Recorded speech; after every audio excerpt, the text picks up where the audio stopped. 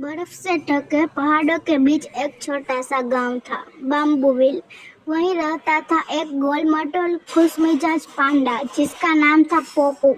पोपू को बर्फ में लुढ़कना, गरम सूप पीना और बांस खाना बहुत पसंद था।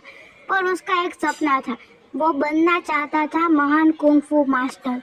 लेकिन बाकी जानवर हंसते थे, अरे पोपू तू तो बर्फ में फिसल जाता है, कुंग-फू क्या करेगा।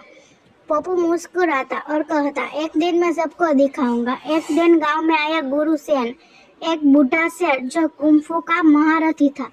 पप्पू ने दौड़कर कहा, गुरुजी मुझे कुंफू सीखना है। गुरु सेन बोला, कुंफू ताकत से नहीं दिल की सच्चाई से सीखा जाता है। फिर शुरू हुई पप्पू की ट्रेनिंग। सुबह बर्फीली पहाड़ पर दौड़, बास्केट डंडों पर संतुलन बनाना और ठंडी हवा में ध्यान लगाना। कई बार पोपू गिरा, लुढ़का और बर्फ में चिप गया, लेकिन उसने हार नहीं मानी। एक दिन गांव पर दुष्ट बंदरों का गिरोह टूट पड़ा। बंदरों ने बांस के घर तोड़ दिए और सब जानवर डर गए। तभी वहां आया पोपू, लाल कुंफू हैंडबैंड बांधे, आंखों में हिम्मत की चमक लिया।